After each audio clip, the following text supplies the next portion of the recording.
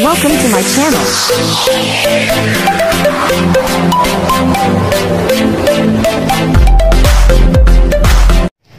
Palaisipan ang lugar na ito, mga kasuke. Saan ba itong lugar na ito na pinuntahan at muling binisita ni Kalingap Edo? So alamin po natin sa video na ito. Marami yung naghuhula dyan, mga kasuke, mga kalingap. Saan ba itong lugar na ito, no? So panoorin po natin hanggang dulo ang video na ito para malaman natin saan ba yung lugar na yan. So, bago natin simulan yan, huwag niyo pong kakalimutang mag-subscribe. Bal Santos Matubang, Kalingap Rab, at Edna Vlogs. At syempre, si Kalingap Edo, suportahan po natin mga kasukay, mga kalingap. At yung aking YouTube channel, Gandang Emmy, sa mga hindi pa po nakapag-subscribe, please subscribe and please hit the notification bell para lagi po kayong updated sa aking mga ina-upload na mga reaction video. So, eto, panoorin po natin. Ito nga po mga kasukay, mga kalingap, muling bumisita itong si Kalingap Edo. Sino yung binisita niya? So, marami tayong nabasa na mga comments, no? Nagsabi doon, parang alam ko yung lugar na pinuntahan mo, Kalingap Edo, diba? So, marami yung nag-i-expect, no? Although, pinupuntahan niya rin po yun, mga kasukay, mga kalingap. Pero iba itong binisita ni Kalingap Edo. Ito yung kanyang tinutulungan, no? So, alam naman natin na bumibisita din siya doon sa kanyang, alam nyo na kung sino.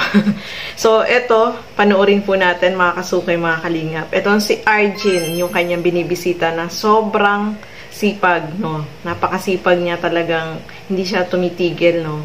Talagang yung hangad niya is makatulong sa kanyang magulang at syempre sa lola niya para sa pangangailangan nila sa araw-araw. Kahit na tinutulungan siya ni Kalingap Edo is talagang nagsusumika po siya, mga kasukay, mga kalingap, na gumawa ng paraan para kumita, para din pambaon syempre at pambili syempre ng pangangailangan nila sa araw-araw. So ito, panoorin po natin.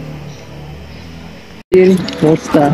Ang ginagawa mo, naglalaro ka na yata ng ano din Naghahanap po ng may bibinta niya naman po. Ba't mo kinukutsara yan? Nagbabahay-bahayan ka ba? Ito man po yung ano. Dapat po, ito po yung Ano yan? para makuha. Ang dami ng shell, oh. Ang daming bato. Ang daming bato, guys. So, bili na po kayo. Ano to? Hindi na kayo ba to?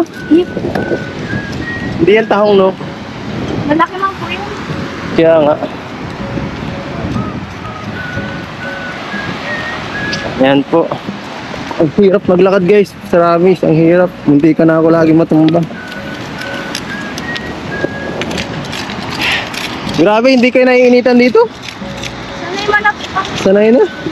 Yan po, halatadong kanina pa sila naghahanap kasi napuno na, oh. Ikaw magawa nito lahat? Seryoso, ang hirap nito magawa. Ay, kayong dalawa ni Totoy. Grabe. Ay, nasa ilalim siya ng bato. Madali man lang din po ako natin. Madaling hanapin yung ganyan. Bakit ka kinukutsara? Para po sakit po kasi sa kamay ko. Kamayin mo po yun. Oo nga. Yan po. So, ayan mga kasukay, mga kalingap, nakita natin. Itong si Kalingap Edo ay muling binisita itong si Arjen, no, mga kasukay. At marami po talaga yung bumibilib dito sa kay Arjen, no, sa sobrang kasipagan niya talaga. Is hindi siya tumitigil, no. Marami yung napahanga po niya, mga kasukay, mga kalingap. Hindi ko lang alam po kung ano yung tawag dun sa kanyang kinukuha, no. Alam ko lang is, shell. Shell. Hindi ko alam yun, kung ano yung kinukuha niyang yun, mga kasukay, mga kalingap. At sobrang sipag po niya, no. Ibinebenta po nila yan para, syempre, meron silang panggastos, no. Talagang itong batang ito, nakakabilib, no. Hindi siya kagaya ng ibang bata na kapag walang pasok, nandyan lang sa bahay, magtambay. Pero siya, pag may pagkakataon at free siya, paghanap ng pagkakakitaan, yung ginagawa po niya, mga kasukay, mga kalingap, no. Sobrang mapapabilib ka sa batang ito dahil napakasipag po niya. Gaya po niyan, binigyan ni Kalingap Edo ng pera, no. Ang ginawa niya, ibinili niya ng, ang tawag doon, lambat, no. Binilhan niya yung kanyang tatay. Inisip niya yung pangkabuhayan nila, mga kasukay, mga kalingap. Hindi siya nag-isip na bibili siya ng kung ano-ano. Ang inisip niya po, yung kanyang ama na merong pwedeng pagkakitaan, no?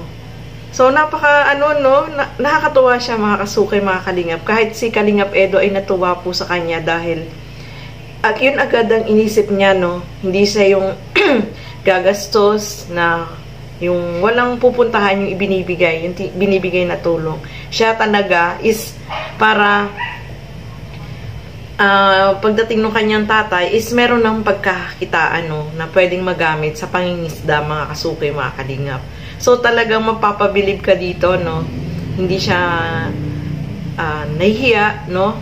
At hindi siya maarte. Talagang yung paghanap buhay yung nasa kanyang isip, mga kasukay, mga kalingap. Kaya deserve po talaga na matulungan etong si Arjen, no, mga kasukay, mga kalingap. Kaya marami yung natutuwa, lalo na yung mga sponsor na handang tumulong kay Arjen dahil nakikita po nila na talagang deserving na matulungan itong si Arjen, no? So ituloy pa po natin, mga kasukay, mga kalingap. Kumusta yung sana yung binigay ko sa yung yung sponsor na 5,000? Saan mo ginamit yung mga yung pera? Binili ko po Binili mo? ng gamit po ni Papa sa pangingisda. Ay, binili mo pang Yung net po baga, yung lambat. Grabe. Ayos ah. So ito magandang tulungan, mga kasukay, no? Kasi hindi basta-basta nila ginagastos yung binibigay ng sponsor na tumutulong sa kanila, no? Kagaya niyan, si Arjen, naisip niya na bilhan ng lambat yung kanyang tatay, no? Para pag-uwi daw is meron na siyang pwedeng gamitin, no, sa pangingisda. So nakakabilib talaga siya, mga kasukay, mga kalingap. Kasi ang inisip niya yung kanyang tatay na merong pwedeng pagkakitaan pag-uwi po diyan, di ba? So nakakabilib po siya, no, mga kasukay, mga kalingap, at mapapahanga ka din sa kanyang sobrang kasipagan, no, na yung pagtulong, yung paghahanap ng pagkakakitaan, yung kanyang ginagawa, mga kasukay, mga kalingap. Kaya deserve nila na matulungan. So natuwa dyan si Kalingap Edo dahil hindi niya ina-expect na ito ang bibilhin ni Arjen, no?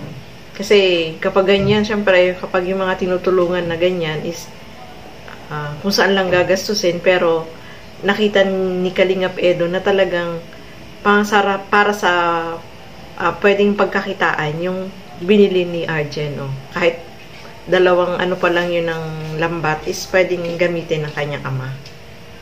So ayan, mga kasukay, mga kalingap, hanggang dito na lamang po muna. Maraming salamat po sa inyong panonood at hanggang sa muli.